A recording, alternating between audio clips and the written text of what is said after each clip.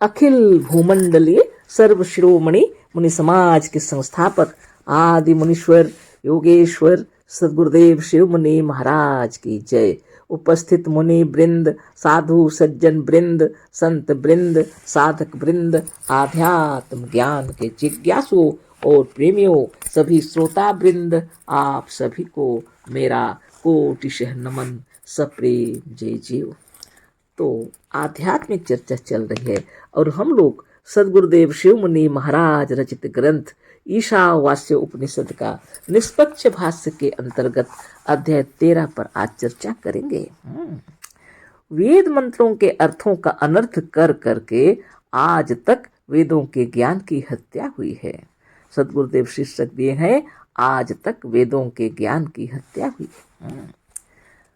हम अपने पिछले लेखों में दिखा चुके हैं कि अब तक जितने भाष्य वेदों के मंत्रों पर मिल रहे हैं वह सब किसी न किसी मजहब वाले मनुष्यों का किया हुआ है।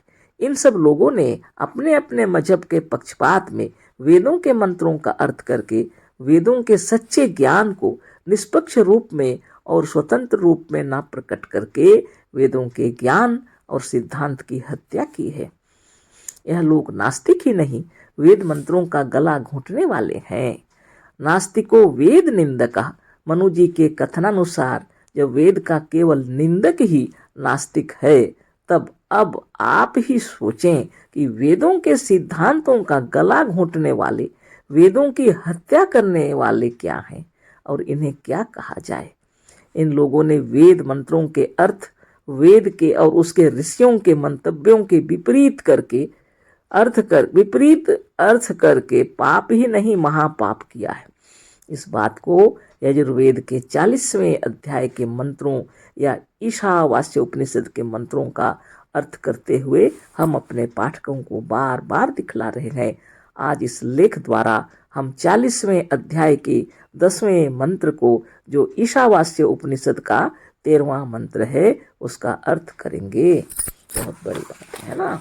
सदगुरुदेव शिव मुनि महाराज की जय। तो वेदों का जो वास्तविक अर्थ होना चाहिए वह सामने नहीं आया, इसलिए गुरुदेव दुखी होकर के मैंने लेखनी उठाए हैं। तो बराबर समझाते रहे हैं हम लोगों को और ज्ञान शक्ति में छपता रहा और इस ज्ञान शक्ति को किताब के रूप में, ग्रंथ के रूप में माता जी ने दिया। तो इसी को हम लोग पढ़ रहे हैं। तो बहुत बड़ी बात है, उनकी याद बनी रहे बोल के जस का तस लिखा हुआ है ना। सदगुरुदेव जैसा लिखे हैं वैसे ही लिखा हुआ है। हाँ, सदगुरुदेव अगर इसको किताब रूप में बनाते, ग्रंथ रूप में, तो कुछ बातें कट जाती, लेकिन माता जी की महिमा से जस का तस लिखा हुआ है ना। तो मंत्रों को बता रहे हैं गुरुदेव कि ईशावास्य उपनिषद का यह 10वां मंत्र है और यजुर्वेद के 40वें अध्याय के अंतर्गत यह बातें चल रही हैं, है ना। सदगुरुदेव शिव मुनि महाराज की जय। तो गुरुदेव की महिमा से आगे पढ़ते हैं, उन्हीं की बातों को फिर से भी पढ़ देते हैं, है ना।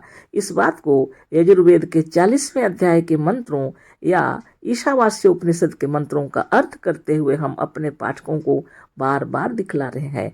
आज इस लेख द्वारा हम 40वें अध्याय के 10वें मंत्र को, जो ईशावास्य उपनिषद का 13वां मंत्र है, तो यजुर्वेद के 40वें अध्याय का यह 10वां मंत्र है और ईशावास्य उपनिषद का यह 13वां मंत्र है। इसका अर्थ कर रहे हैं गुरुदेव, उसका अर्थ करेंगे। लिखे हैं, उक्त मंत्र निम्नलिखित प्रकार से है। अन्य देवाहु संभवादन्यादाहुर संभवात इति शुश्रुम धीराणाम ये नस्तद विचक्षिरे। यह है ईशावास्य उपनिषद का 13वां मंत्र और यजुर्वेद के 40वें अध्याय का 10वां मंत्र। पदच्छेद किए हैं गुरुदेव। अन्यत एव आहु संभवात आहु असंभवात इति शुश्रुम धीराणाम ये न तत् विचक्षिरे। उसके बाद अन्वय भी किए हैं। समवात अन्यत एव आहु असंभवात अन्यत आहु इति धीराणाम शुश्रुम ये न तत् विचक्षिरे।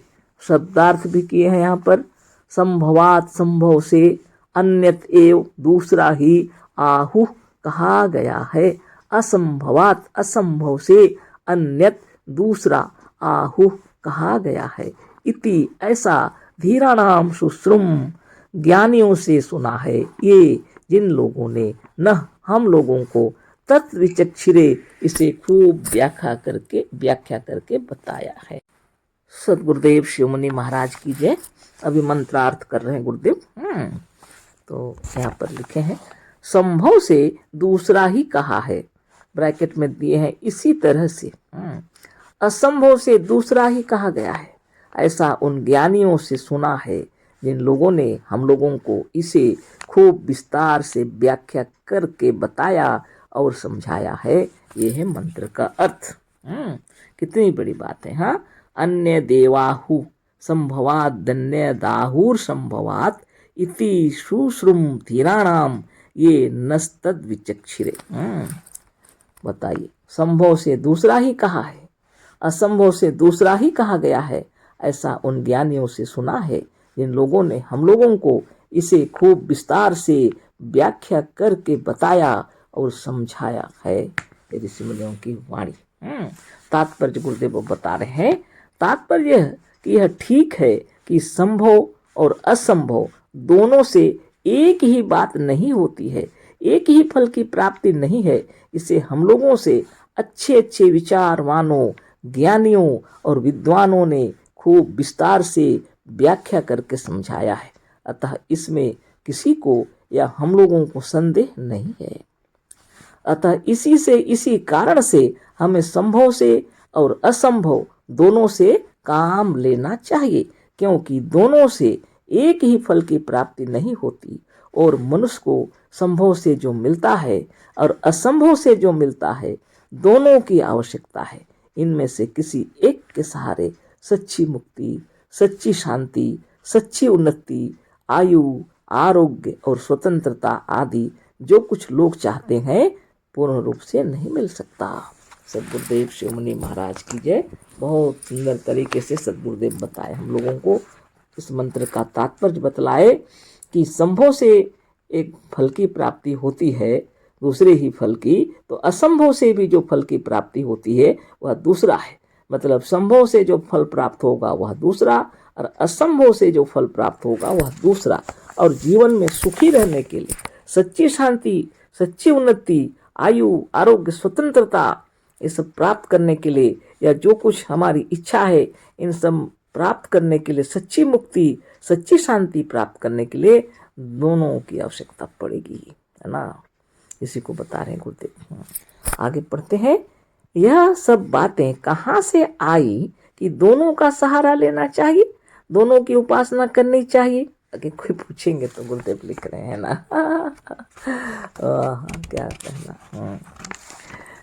फिर से पढ़ते हैं, यह सब बातें कहाँ से आई कि दोनों का सहारा लेना चाहिए, दोनों की उपासना करनी चाहिए अथवा दोनों से काम लेना चाहिए। ऐसी शंका करने पर हम कहेंगे कि ऐसे मंत्रों के आगे पीछे जो मंत्र आए हैं उनमें यह बात कही गई है। इस मंत्र के आगे जो मंत्र है उसको भी पढ़िए, उसके बाद में इसके पीछे जो मंत्र है उसे भी पढ़िए। सदगुरुदेव कह रहे हैं तब आपको सब बात समझ में आ जाएगी, है ना। तो उनमें से यही बात कही गई है, जैसे संभूतिम च विनाशं च यस्तद्वे दो भयं सह विनाशेन मृत्युम तीर्त्वा संभूत्यामृत मनुष्यते 14 है। तो ईशावास्य उपनिषद का 14 मंत्र। यह इस उपनिषद के 14वें मंत्र में संभव को समृत और असंभव को विनाश कहा है तथा 11वें मंत्र में इसी को अविद्या और विद्या कहा है। इन दोनों शब्दों को खूब समझने के लिए इन मंत्रों में इनके कई नाम दिए गए हैं और यह बताया गया है कि इनमें से किसी एक का सहारा लेने वाला अंधतमः प्रविशन्ति अज्ञान अंधकार के या अवनीति के गड्ढे में गिरता है। सोचिए कितना मंथन किए हैं गुरुदेव। इन सभी मंत्रों को खूब पढ़े हैं, खूब विचार किए हैं, अंत स्थल से उनके हृदय स्थल से विचार किए हैं और तब जाके अर्थ को समझा के हम लोग के सामने पेश किए हैं। इन सभी मंत्रों के भीतर बहुत सारी बातें आई हैं। कहीं इसी मंत्र में संभव और असंभव लिखा हुआ है, कहीं इसी ईशावास्य उपनिषद के अंतर्गत और भी मंत्र हैं जिसमें कहीं अविद्या कहीं विद्या लिखा है, उसी को गुरुदेव बता रहे हैं। यह इस उपनिषद के 14वें मंत्र में संभव को समृत और असंभव को विनाश कहा है, तथा 11वें मंत्र में इसी को अविद्या और विद्या कहा है। इन दोनों शब्दों को खूब समझने के लिए इन मंत्रों में इनके कई नाम दिए गए हैं और यह बताया गया है कि इनमें से किसी एक का सहारा लेने वाला अंधतमः प्रविशन्ति, अज्ञान अंधकार के या अवनति के गड्ढे यानी गर्त में गिरता है। मनुष्य के सच्चे लक्ष्य को वह प्राप्त होता है जो संभव और असंभव, संभूति और असंभूति तथा अविद्या और विद्या दोनों को तत्व से जानकर, दोनों को उपयोगी जानकर, दोनों में से किसी एक की उपेक्षा न करके दोनों को साथ साथ लेकर चलता है। वह ऐसा करने से इनमें से एक के द्वारा अपने शरीर को, अपने घर द्वार और अपने धन तथा अपने देश और राष्ट्र की रक्षा करके दूसरे से आत्मज्ञान और योग को जानकर सच्चे सच्चिदानंद परब्रह्म परमात्मा को प्राप्त करके सच्ची मुक्ति, सच्चा आनंद, सच्ची शांति और सच्ची उन्नति तथा ब्रह्मानंद को प्राप्त करके अपने शरीर और आत्मा दोनों की भलाई कर सकेंगे। व्यक्ति के समूह से ही राष्ट्र और जाति बनी है, तथा इससे सारे संसार, सारे देश और राष्ट्र की भलाई होगी। इस बात को हम 11वें मंत्र का अर्थ करते हुए पहले ही खूब विस्तार से समझा चुके हैं। पीछे के पृष्ठों को उल्टा कर देख लें। आप सोचते होंगे कि ये सब लिख के क्या लाभ मिल रहा है, या ये सब पढ़कर क्या लाभ होगा। लेकिन आज इस दुनिया की स्थिति को देखते हुए आपके अंतर आत्मा से प्रश्न पूछिए, है ना। आप अपने अंतर आत्मा से प्रश्न पूछिए कि लोग जो ईश्वर के नाम पर इतना पूजा पाठ कर रहे हैं, इतना व्रत उपवास कर रहे हैं, इतना जगह जगह मंदिर मस्जिद गिरजा गुरुद्वारा बने हुए हैं, अभी वर्तमान की हालत देखिए। दिल्ली में कितने मने अपहरित हो रहे हैं, कहीं बहुत सारी लड़कियां खो गई, बच्चे खो गए। ये क्या हो रहा है? भगवान कहाँ चला गया? सब जगह भगवान जी रहते हैं ना। जो लोग कहते हैं ना भगवान सर्वशक्तिमान है, सर्वज्ञ है, सर्वज्ञाता है, सर्वव्यापक है, तो सद्गुरुदेव क्यों यह बीड़ा उठाए? इसके लिए कि वह अज्ञान अंधकार में पड़े हुए हैं सब लोग, है ना। अगर वह अज्ञान अंधकार में पड़े नहीं होते तो आज स्थिति भी नहीं होती। लोग झूठ बोलकर, चोरी करके, दगाबाजी करके रुपये पैसे कमा रहे हैं। पुराने जमाने ऐसी बातें नहीं थी। पुराने जमाने में यम, नियम, आसन, प्राणायाम, प्रत्याहार, धारणा, ध्यान और समाधि, अष्टांग योग की व्याख्या की जाती थी और सबको समझाया जाता था जीवन को कैसे जिया जाए, है ना। आज तो हम लोग को और आनंद से रहना चाहिए, क्योंकि विज्ञान की उन्नति के साथ साथ हमारे अपने शरीर की रक्षा भी हम लोग कर सकते हैं, है ना।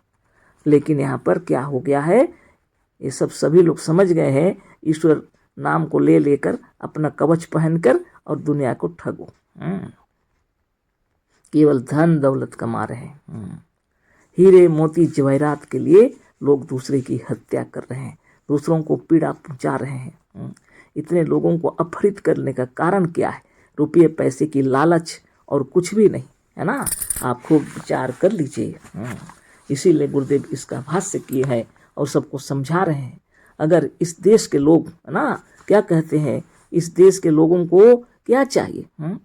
दोनों की उपेक्षा कभी नहीं करनी चाहिए, दोनों को लेकर चलना चाहिए। गुरुदेव कह रहे हैं मनुष्य के सच्चे लक्ष्य को वह प्राप्त होता है जो संभव और असंभव, संभूति और असंभूति अथवा अविद्या और विद्या दोनों को तत्व से जानकर, दोनों को उपयोगी जानकर, दोनों में से किसी एक की उपेक्षा न करके दोनों को साथ साथ लेकर चलता है। वो ऐसा करने से इनमें से एक के द्वारा अपने शरीर को, अपने घर द्वार और अपने धन तथा अपने देश और राष्ट्र की रक्षा करके दूसरे से आत्मज्ञान और योग को जानकर सच्चे सच्चिदानंद पर ब्रह्म परमात्मा को प्राप्त करके सच्ची मुक्ति, सच्चा आनंद, सच्ची शांति और सच्ची उन्नति तथा ब्रह्मानंद को प्राप्त करके अपने शरीर और आत्मा दोनों की भलाई कर सकेंगे। सोच लीजिए, व्यक्ति के समूह से ही राष्ट्र और जाति बनी है, अतः इससे सारे संसार, सारे देश और राष्ट्र की भलाई होगी। इस बात को हम 11वें मंत्र का अर्थ करते हुए पहले ही खूब विस्तार से समझा चुके हैं। पीछे के पृष्ठों को उल्टा कर देख लें तो 13वें मंत्र में आगे हम लोग जो पढ़ चुके थे उसके विषय में चर्चा होते हुए और आगे बहुत विस्तार से सदगुरु समझाए हैं। तो अभी इतना ही बात करते हैं और आप भी खूब विचार लीजिए कि झूठ में क्या भलाई है। जहाँ ईश्वर का नामो निशान नहीं है, उस ईश्वर के पीछे इतने मंदिर, मस्जिद, गिरजा, गुरुद्वारा बनाए हुए हैं, इतने तप, इतने उपवास, इतने कीर्तन सब हो रहे हैं, इसके बावजूद भी सब किसी के बच्चे खो रहे हैं। कोई कहाँ क्या हो रहा है, यह क्यों हो रहा है? क्योंकि अज्ञान में हम लोग घिरे हुए हैं।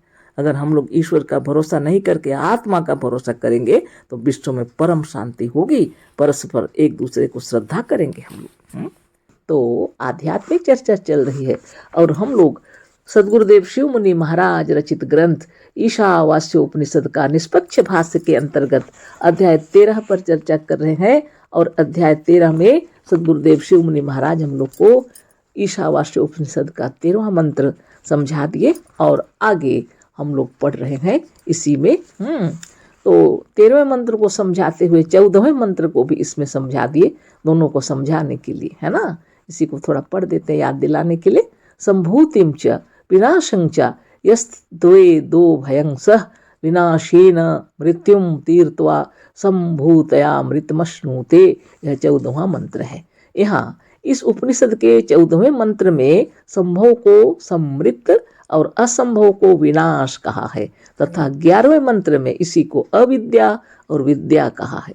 इन दोनों शब्दों को खूब समझने के लिए इन मंत्रों में इनके कई नाम दिए गए हैं और यह बताया गया है कि इनमें से किसी एक का सहारा लेने वाला अंधतमः प्रविशन्ति अज्ञान अंधकार के या अवनति के गड्ढे में यानी गर्त में गिरता है।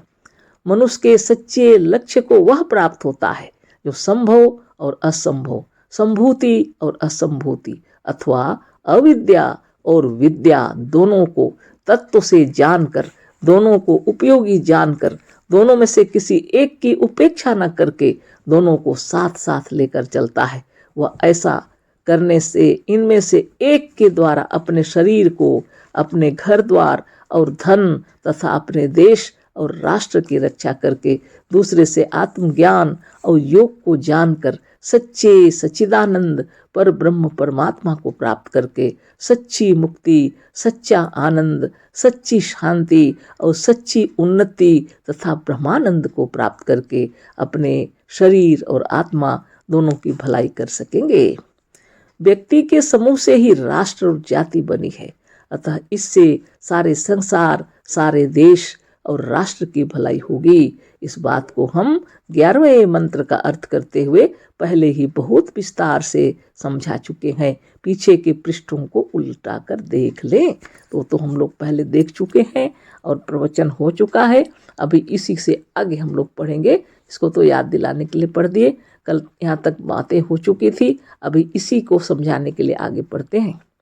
इस 13वें मंत्र में पिछले मंत्रों की विद्या और अविद्या तथा असंभूति और संभूति आदि शब्दों की तरह संभव और असंभव शब्दों के अर्थों को जानना है।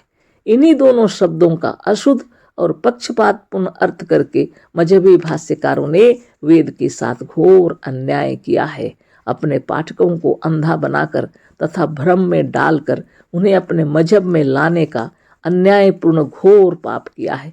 इस समय जितने भाष्य पाए जाते हैं उन सबों में इन मजहबी भाष्यकारों ने पक्षपात के साथ संभव और असंभव का ऐसा अर्थ किया है जो किसी तरह से नहीं हो सकता।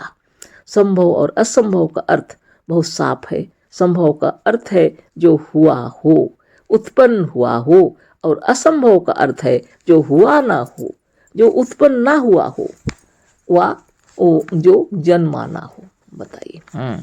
सदगुरुदेव शिव मुनि महाराज की जय। सदगुरुदेव हम लोग एक एक शब्दों को अन्वय करके, पदच्छेद करके जितने मंत्रों को बतलाए, अर्थ भी बतलाए, व्याकरणिक दृष्टिकोण से बतलाए, आध्यात्मिक दृष्टिकोण से बतलाए, वैज्ञानिक दृष्टिकोण से बतलाए और एक एक अक्षर को समझा रहे हैं। कहीं उपसर्ग, कहीं प्रत्यय लगने से कैसे बदल जाते हैं इनके अर्थ, ऐसी को बताते हुए अभी हम लोग को एक एक चीज समझाने के लिए आगे बता रहे हैं कि संभव क्या है ना। संभव, संभव शब्द सम उपसर्ग पूर्वक भू धातु में अप प्रत्यय लगाने से बना है। भू सत्तायाम धातु का अर्थ अंग्रेजी में टू बी है, जो होता है, जो जन्मता है या उत्पन्न होता है। अमरकोश में भव का अर्थ नानार्थ वर्ग के श्लोक 206 में जन्म हरो भवो कहा है, अर्थात भव का अर्थ जन्म, संसार और महादेव किया है। संस्कृत के और कोशों में भी जो जन्मा हो, उत्पन्न हुआ हो या हुआ हो उसे संभव कहा है।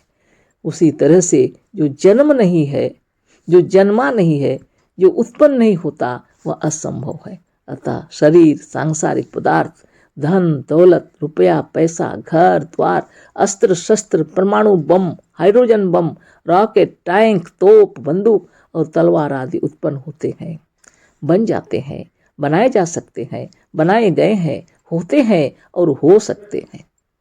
अतः यह सब संभव में है। सदगुरुदेव शिव मुनि महाराज की जय। कितनी बड़ी बात है बताइए। किस सुंदर ढंग से सदगुरुदेव बता रहे हैं। बहुत अच्छी बात है।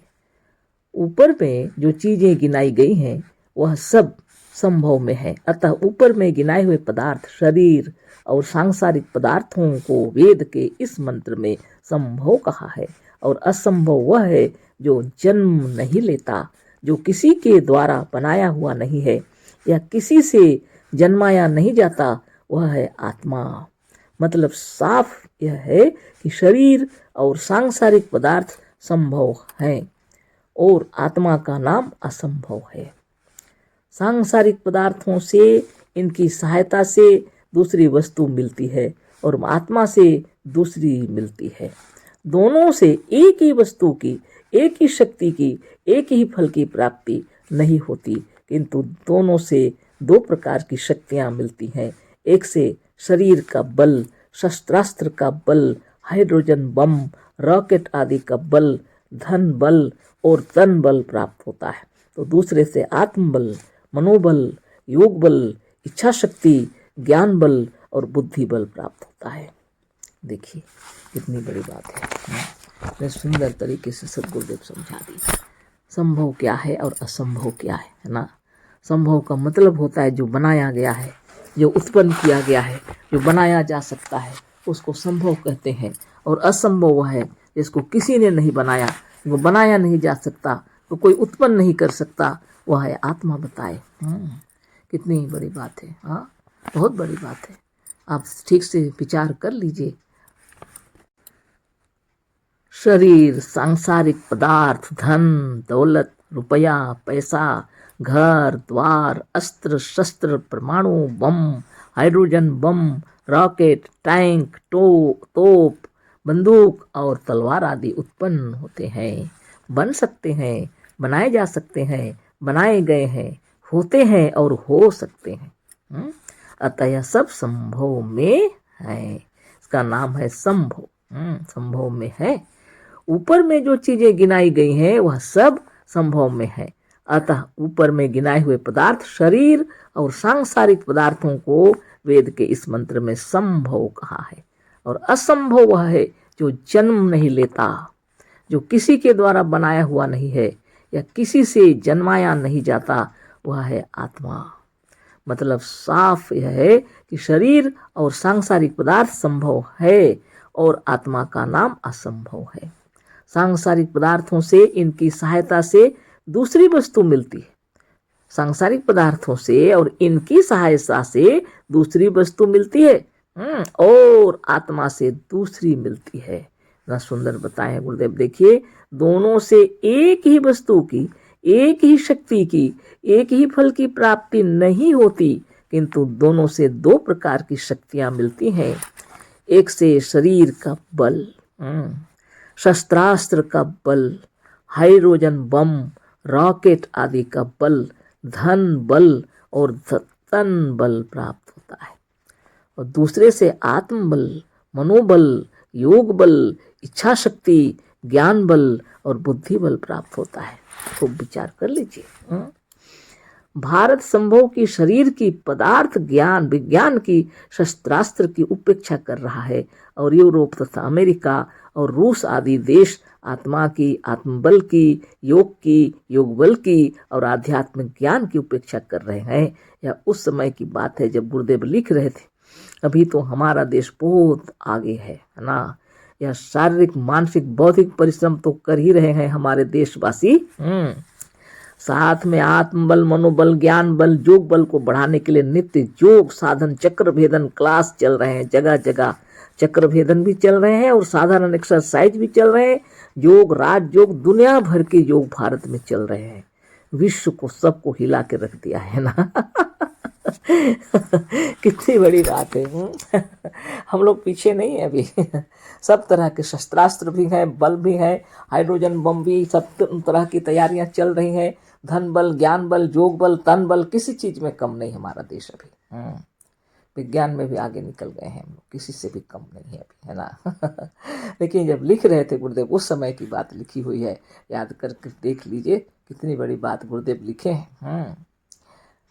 भारत संभव की शरीर की पदार्थ विज्ञान की शस्त्रास्त्र की उपेक्षा कर रहा है और यूरोप तथा अमेरिका और रूस आदि देश आत्मा की आत्मबल की योग बल की और आत्म विज्ञान आध्यात्मिक ज्ञान की उपेक्षा कर रहे हैं। वो लोग तो अभी भी ठीक से समझे नहीं आत्मज्ञान को, कहाँ से समझे, है ना। लेकिन भारत सबको समझ लिया। शस्त्रास्त्र विज्ञान से भी उन्नति कर रहा है और ज्ञान की दृष्टि में आत्मबल मनोबल ज्ञान बल योग बल की महिमा बता रहा है। आध्यात्मिक दृष्टि से भी आगे बढ़ेगी, है ना। बहुत बड़ी बात है। तो सदगुरुदेव का कहना है इन दोनों की उपेक्षा नहीं करनी चाहिए। दोनों में से किसी एक से काम नहीं चलेगा। दोनों की अलग अलग शक्तियां हैं और दोनों को लेकर चलना चाहिए, है ना। तो आगे पढ़ते हैं। जिससे मनुष्य आध्यात्मिकता को दबाकर पदार्थ विज्ञान द्वारा केवल शस्त्रास्त्र और वायुयानों तथा वाहनों की उन्नति करके भी सच्चे शांति और सच्ची मुक्ति को ना प्राप्त करके अपने को हर वक्त मृत्यु और अनेक प्रकार के खतरों और आपत्तियों से घिरा देख रहा है। विज्ञान की उन्नति से युद्ध सामग्रियों की उन्नति करके काल को मुंह बाए खड़ा देखकर शांति और सुख की नींद ना लेकर कोई प्रकट तो नहीं होने देता, पर सारा संसार सारे देश और सभी राजनीतिक नेता बहुत अधिक घबराए हुए हैं। इसी से वेद कहता है कि संभव या असंभव दो में से किसी एक से सब कुछ नहीं मिलता, किंतु संभव और ही फल आहू बतलाते हैं और असंभवात विनाशील देव पितर आदि की उपासना से अन्यथ दूसरा ही फल आहू बतलाते हैं। इति इस प्रकार हमने धीराणाम उन धीर पुरुषों से सुश्रुम वचन सुने हैं, ये जिन्होंने न हमें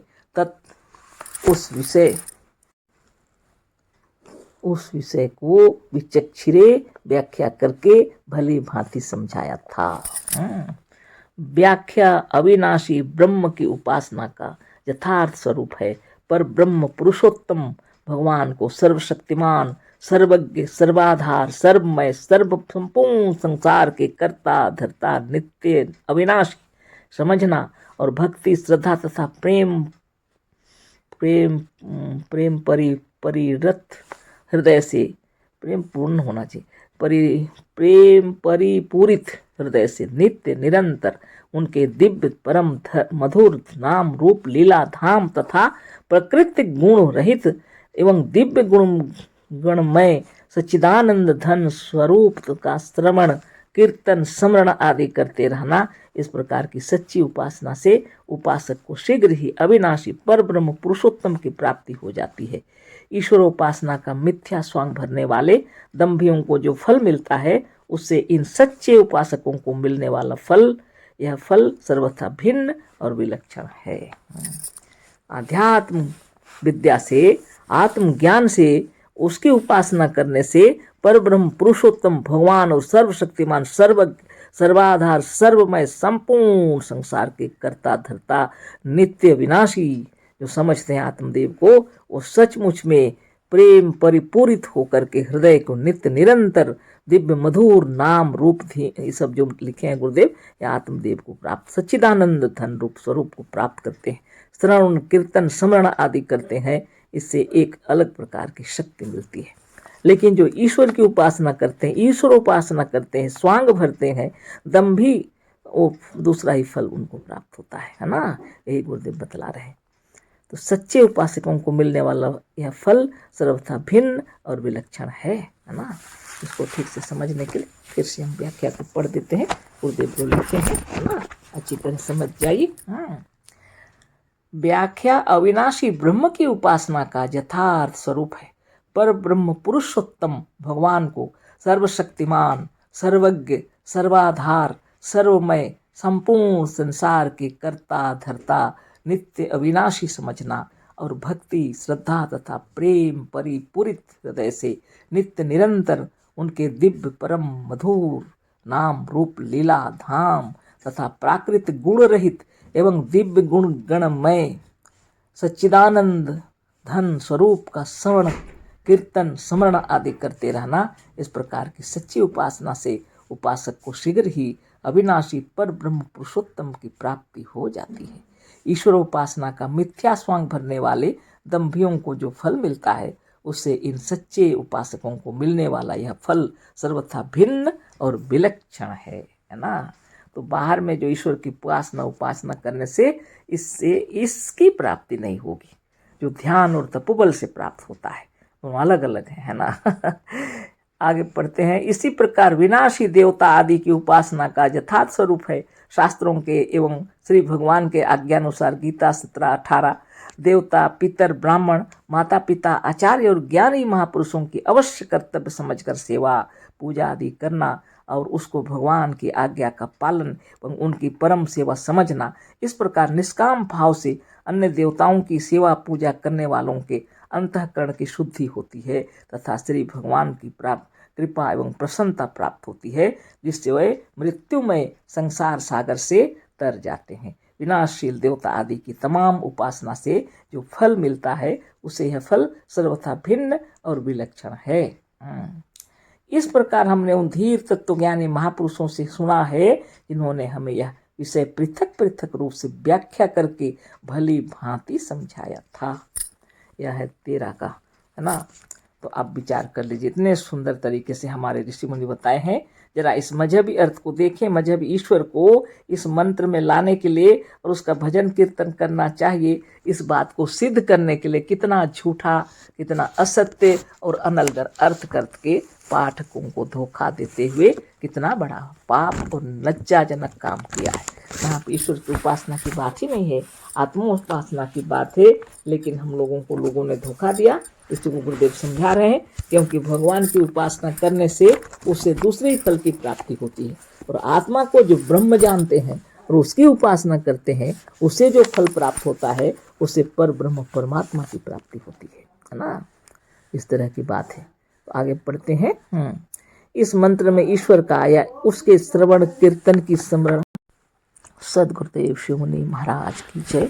बहुत सुंदर तरीके से सदगुरुदेव वेद मंत्रों को समझाए, और इनसे हम लोग को दोनों से लेकर चलना चाहिए। संभव और असंभव को, विद्या और अविद्या, संभूति और असंभूति, हर एक चीज को समझाते हैं गुरुदेव, है ना।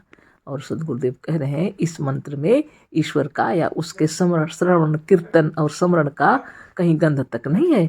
इसी तरह से आजकल जितने भाष्य मिल रहे हैं, सब इसी तरह से अनर्गल, अशुद्ध, असत्य और व्यर्थ हैं। इन भाष्यों को पढ़कर हमें बड़ा दुख हुआ।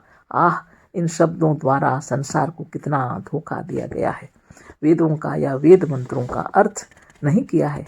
वेदों और उसके मंत्र तथा वेदों के सिद्धांतों की हत्या की गई है। इन भाष्यों को देखकर हमारी आंखों में आंसू आ गए और हम रो पड़े। यही कारण है कि हम वेद के तमाम मंत्रों का अर्थ करने के लिए उद्यत हुए हैं, है ना। सदगुरुदेव शिव मुनि महाराज की जय, है ना।